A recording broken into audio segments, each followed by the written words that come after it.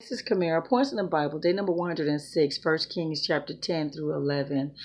Interesting read today, guys. We're going to see the splendor of Solomon. Remember, Solomon had asked God for wisdom and knowledge and the discerning heart so he'll be able to lead God's people.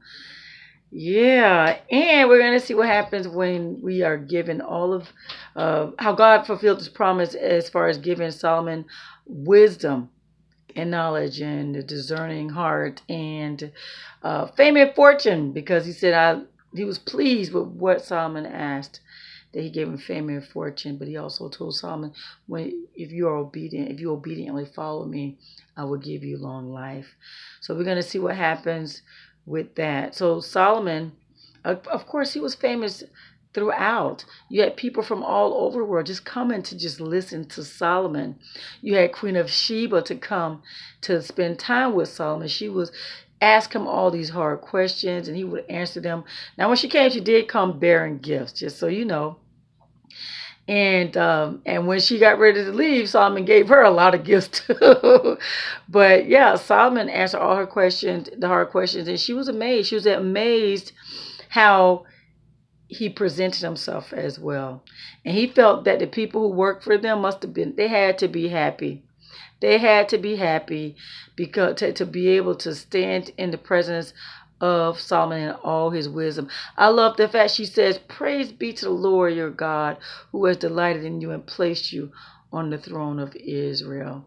So I like the fact that God is being shown, and because of the Lord's eternal love for Israel, he has made you king. And I love the fact that God do show us that there are other people who know God besides Israel. God is God of everyone, but he chose Israel to show who he is. And so, in the Bible that is. So King Solomon, he impressed her. She was overwhelmed with his splendor, with his wisdom, with his knowledge. Yeah. King Solomon was greater in riches and wisdom than all the other kings of the earth. The whole world sought an audience with King Solomon to hear his wisdom, what scripture says.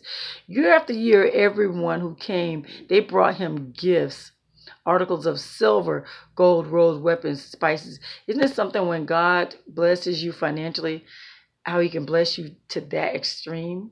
I'm just saying. But he blessed them with the wisdom and the knowledge that he asked for. And he led the people as far as leading them. He led them. And that's the whole point. He wanted to be able to lead the people in a way that they were God's people. Lead them right in God's eyes. So God gave him what he needed. And then some. But this is the thing with King Solomon. He loved many foreign women. You already know that he had a wife that was Egyptian, but he had Moabite wives, Ammonite wives, Sidonians, Hittites, women from all over. Solomon had 700 wives and 300 concubines. And this is the thing.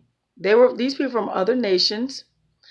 And so the Lord had told the children of Israel, you must not intermarry with them, those other nations, because they will surely turn your hearts after their gods. So Solomon did just what God told him not to do, and that was that. And guess what? As he got older, his wives did turn his heart. So that part there, guys, I don't care how wise and smart you are and what have you. There's a fine line. You can fall. If the wisest man God ever created can fall, you can fall. So he got all this knowledge and all this wisdom and all these finances, and he got distracted. And we get distracted by our toys, by our knowledge. And look what happens. We got to be careful.